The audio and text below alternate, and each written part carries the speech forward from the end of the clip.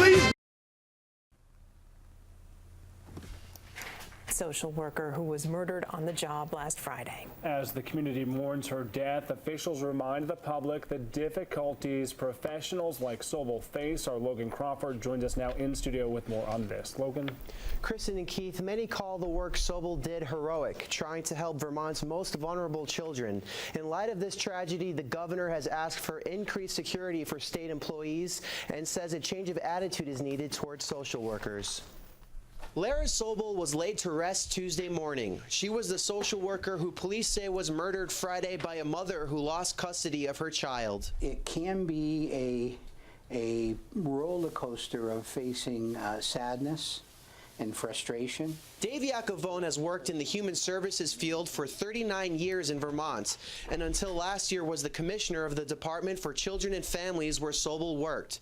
He knows what a tough job caseworkers do, and agrees with Governor Shumlin, who says the public's negative attitude towards DCF has to change. It's not okay. It's not okay to say of the people that are on the front lines, dedicating their lives to finding a better solution to some really horrid circumstances, that the motive of those employees is to be hurtful, to take kids away from parents who should have them. The word kidnapping is often used. The Vermont Department for Children and Families has been under fire in recent years for not doing enough to protect children. 2 toddlers died last year. But the department is also accused of overstepping its boundaries and breaking families apart. But that's the normal tension. You're doing too little, you're doing too much.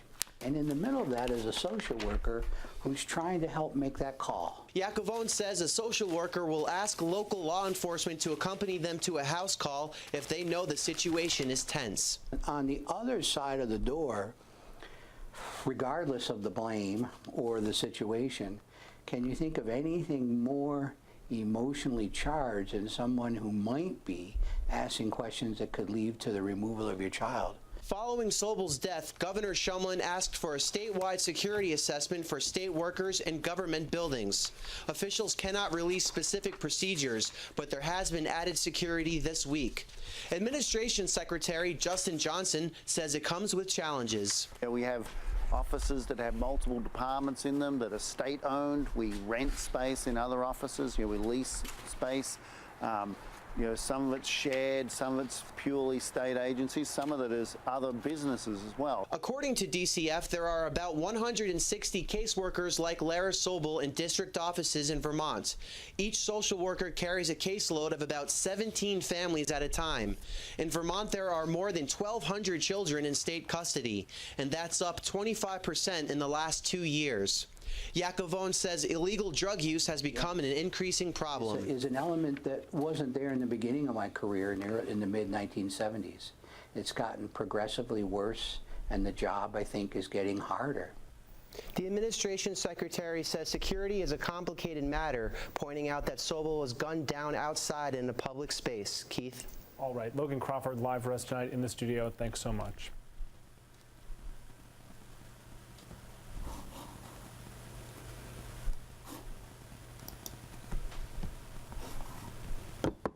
Hello, welcome to another edition of your Human Service News and Information. I am Hassan Rashid, your host, and I'll be here with you for approximately 25 more minutes. With that, it's always excellent being here with you, and it's such a great achievement to come into your lives like we do here at Cctv daily.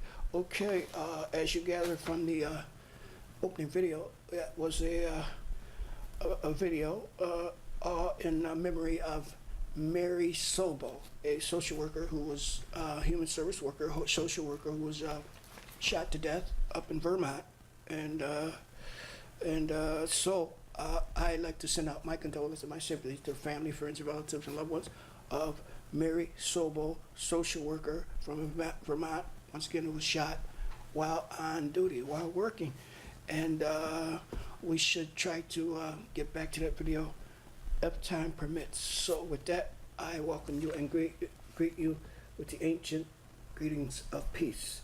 And once again, this is your human service news and information. Okay, tonight's big night when the Cctv Summer Media Institute will be showing their work. Rather, there will be a screening of the work at the MIT Museum for Science. And so that's at 6 p.m. at MIT Museum for a screening of works produced by teens in the Cctv Summer Media Institute. So it'll be over at the MIT Museum. I think that's pretty near Massachusetts Avenue and Main Street here in Cambridge, right directly across from CCTV. So it's right in the area somewhere. I'm not that familiar with Cambridge yet, but I know it's close. So once again, the Summer Media Institute is a 6-week media arts and work experience program running collaboration with the Mayor's Youth Employment Program and Cambridge Community Service City Links program. Since 1991, the Summer Media Institute, which is the cornerstone of CCTV's year-round youth media program, has empowered hundreds of teens to create media about who they are and what they believe in. Each summer, as teens work in paid positions as media artists, they gain valuable job skills and knowledge about the working world. Over the years, countless teens have been inspired to pursue educational career opportunities related to communications, media, and technology. So tonight they're going to demonstrate the fruits of their efforts at the Museum of Science. That's the MIT Media Museum of Science. Okay, that's to be exact. The exact location is 265 Massachusetts Avenue, Cambridge. And there's no cost. There's no regular cost. There's no member cost. You just go on and get ready to enjoy some of the CCTV Summer Media Teens film work. There's a film screening or video work. Okay, that's more details about the youth program can be had at CCTV right here at 438 Massachusetts Avenue.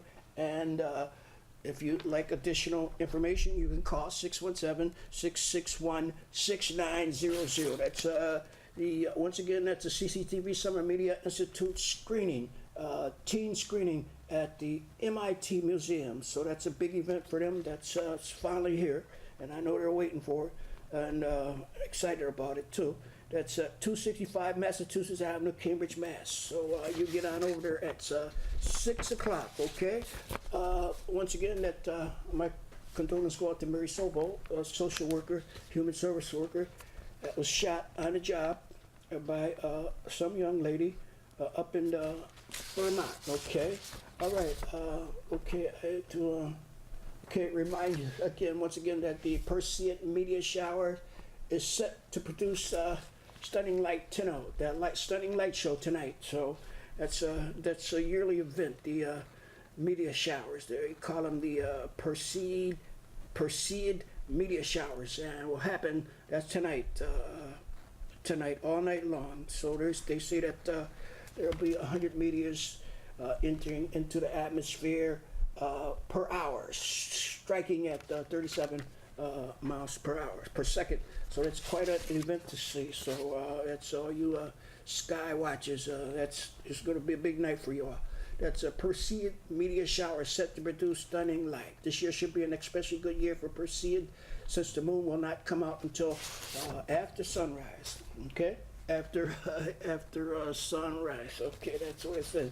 Okay, I'd like to also remind you that the Cool Monster sale is still on, and that's happening this Saturday at the Manning Apartments right here in Cambridge. That's a Cool Monster yard sale. That's from 12 noon to 5 p.m. Manning Apartments, first floor community room, 237 Franklin Street, Central Square. So if you have any questions or you like additional information, if you'd like to add something to this event, you can call 617-699-7031. That's the one you've been hearing about all summer, the cool air-conditioned Monster Indoor Yard Sale, and it's finally here this Saturday. So Saturday, August 15th, 12 noon to 5 p.m. Manning Apartment, first floor. Okay. The Sensenbrenner, Scott over Criminal Task Force SAFE Accountable, Fair, Effective Justice Reinvestment Act of 2015 tackles the issues of over-incarceration, growing prison population, and costs. That's H.R. 29 applies lessons learned by the states to the federal criminal justice system. Since 1980, Congress has steadily increased the size and scope of the federal criminal code. That is with its significant increase the federal prison population. In the past 35 years, the federal government has added an estimated 2,000 new crimes to the book, while the federal imprisonment rate has grown by an astonishing 518% during the same period. Annual spending on the federal prison system rose 595% from $970 million to more than $6.7 billion. After adjusting for inflation, the trend towards over-incarceration has been especially hard on racial and ethnic minorities.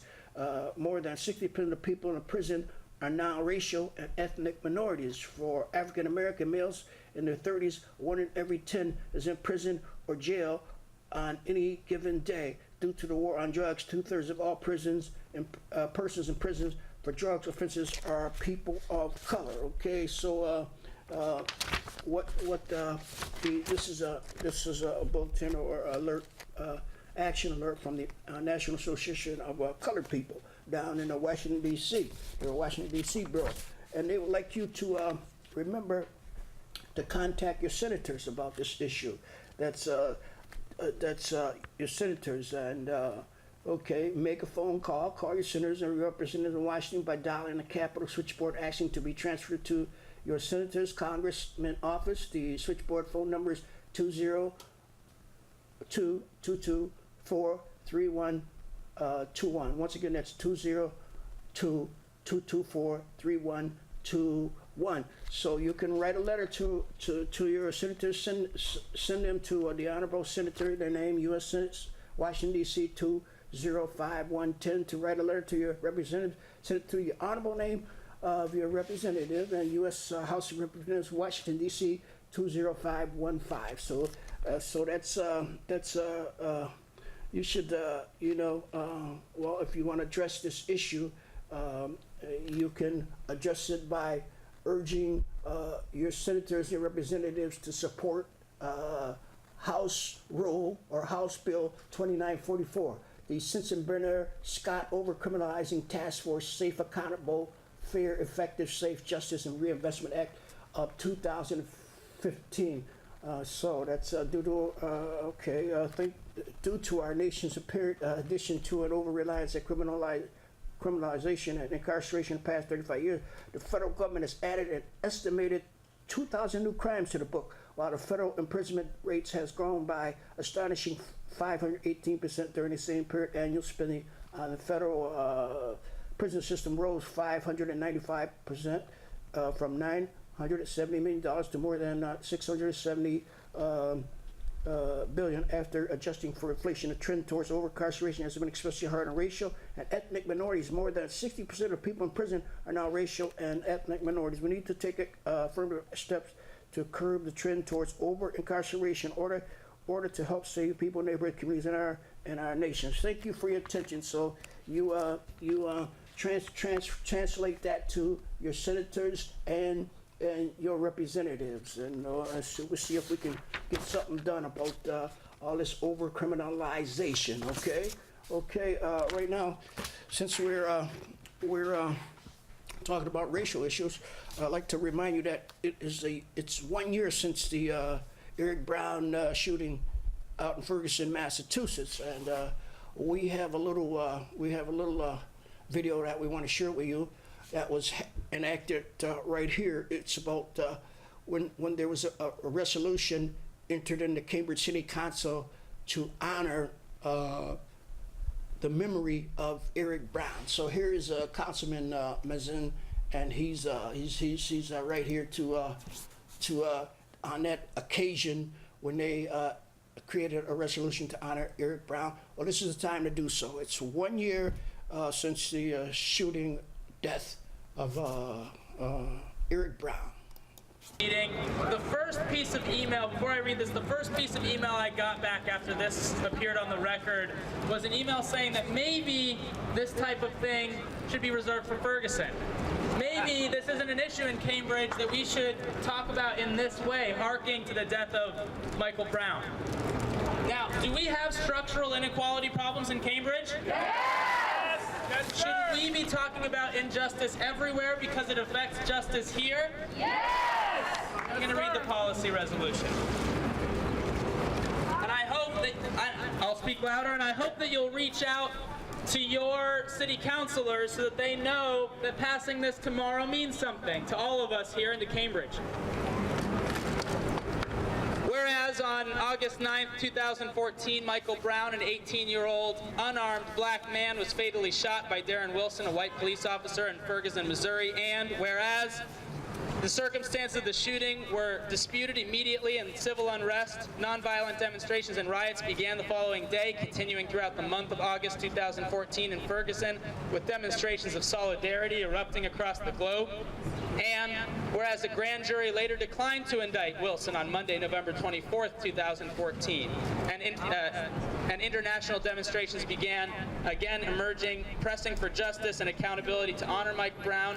And whereas on March 4th, 2015, the Department of Justice announced the findings of its civil rights investigation into Ferguson and found that the Ferguson Police Department engaged in a pattern of misconduct that violates the First, Fourth, and 14th Amendments of the United States Constitution.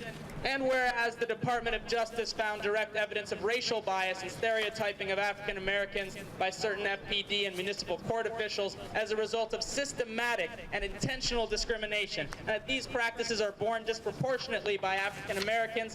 And whereas Mike Brown's legacy lives on as it continues to ignite a movement that is needed now more than ever, as every 28 hours a black man, woman, or child is murdered in the United States of America by police or vigilante law enforcement. And whereas Black Lives Matter Cambridge and the city of Cambridge recognized that July was the deadliest month of 2015 so far for killings by police after registering 118 fatalities, according to the Guardian's ongoing investigation, The Counted, which now projects that U.S. law enforcement is on course to kill more than 1,150 people this year.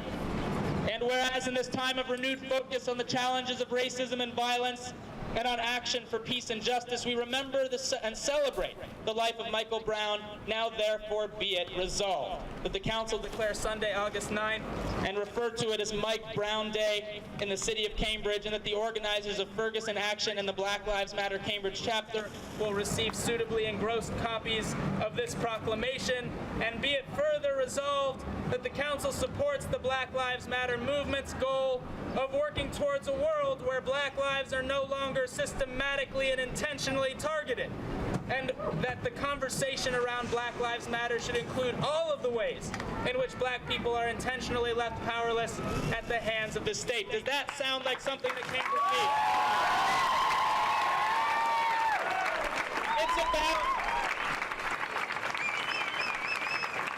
It's about jobs. It's about community. It's about community engagements. It's about naming the structural inequality, the inequity, and the problems we have. And it's about convening in this way until those problems are solved. And until those problems are solved, I hope that Black Lives Matter Cambridge will be pressing us, putting good legislation into our hands, putting good opportunities for convening into our public squares, and keeping us honest as politicians, as leaders, as residents, and as people who are zealous in a cause towards equity.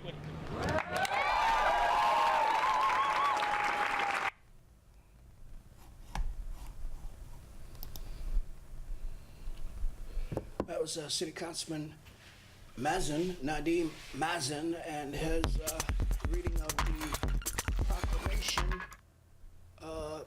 concerning the death of Eric Brown, the proclamation to make an annual event to remember the death of Eric Brown, and that was the part of the Black Lives Matters campaign to do so. They inspired that piece of legislation, and Black Lives Matters, not a joke, okay. But Also, it's the 50th anniversary of the signing of the Voting Rights Act, too. That was done 50 years ago today, this week. And, okay, once again, before we leave you, I'd like to remind you that there are 5 city markets, Cambridge farmers markets in Cambridge, and you know this time of year, fruits and produce are in season, so there's no better time of year to get in-season fruits and vegetables and other items that they offer at these local farmers markets. So on Sunday, you can go to Charles Square, Hotels Farmers Markets. Monday, there's Central Square Farmers Market, that's right here at Bishop Allen Drive in Norfolk. Tuesday, there's a Harvard Farmers Market, and they're there every Tuesday from noon till 6. And then this Wednesday is today, Cambridge Center's Farmers Market. And that's at the Kendall MIT MBTA station, Main Street. Thursday, there's the Kendall Square Farmers Market, 11 a.m. to 2 p.m., 350 Kendall Square. And Friday, there's the Charles Square Farmers Market, noon to 6 p.m. And they're at the Charles Hotel Courtyard, 1 Bennett Street. But I'd like to remind you that the Cambridge Farmers Market in Central Square is at Bishop Allen in Norfolk, and they're there from 10 to 3 p.m. every Monday. So go on out and get all of the fresh produce that your heart desires. Okay, once again, before we leave, I'd like to remind you once again that the Cambridge Summer Media Institute screening is taking place today at 6 p.m. at 265 Massachusetts Avenue. That's the MIT Museum. So there's no cost. There's no cost at all. So I urge you to go out and support Cambridge teenagers, the CCTV's Cambridge teenagers at work here at the CCT Summers Media Institute, and their introduction of their work. Okay, their film screening today, so it's quite a thing to attend. And also, it's Saturday. It's the Coal Monster Yard Sale at the Manning Apartments. They're located at 237 Franklin Street, and they'll be there. And also there'll be a Manning Cafe. You can go there and get refreshments too while you look at all of the items for sale there. So that's a Manning Apartments first floor community room, Saturday, August 15th, 12 noon to 5 p.m. And there's the okay. So the benefit of the yard sale will go to the Alliance of Cambridge Tenants. That's ACT, Alliance of Cambridge Tenants. And if you'd like additional information, you can call the Alliance of Cambridge Tenants at 617-499-7031 and talk to them if you have some other things that you'd like to contribute to this event. Okay? Okay, so I'm going to leave you with, once again, the CCTV Summer Media Institute's team. They're down at the MIT Museum for their Summer Media Institute film screening. So all of their work's going to be there. So you go out, and it's quite an event to attend. Okay, I'm Hassan Rashid, and always leave you with the fact that you should always keep your nose clean, play it straight, so that you can be successful. And don't forget to assist someone in need of your help. Until next time, I leave you with the greetings of peace. Human Services. I am Human Services. I am Human Services. I am Human Services. We are Human Services. I am Human Services.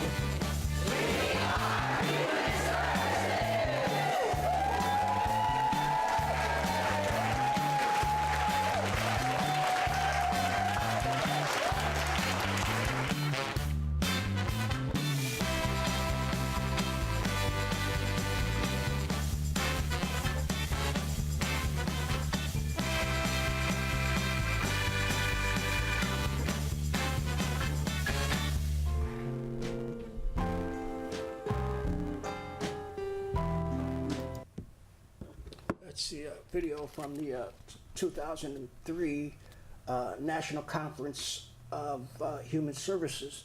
And this year they're having their conference again on October 21st, from October 21st to October 24th down in Charlotte, North Carolina. That's a national conference of human services. So if you'd like additional information on registration, you can call. Okay, let's see the number. Or okay, we don't have a telephone number, but we have an email address, whereas you can get all the information that you like if you like to attend this year's National Conference of Human Services down in Charlotte, North Carolina. The email address for additional information is admin@nationalhumanservices.org. Once again, that's admin@nationalhumanservices.org. So we're going to get back to their 2003 promo for the 2003 conference, but this year it's a 2015 conference, and I'm quite sure you'll be hearing more about it before the date of October 21st, okay?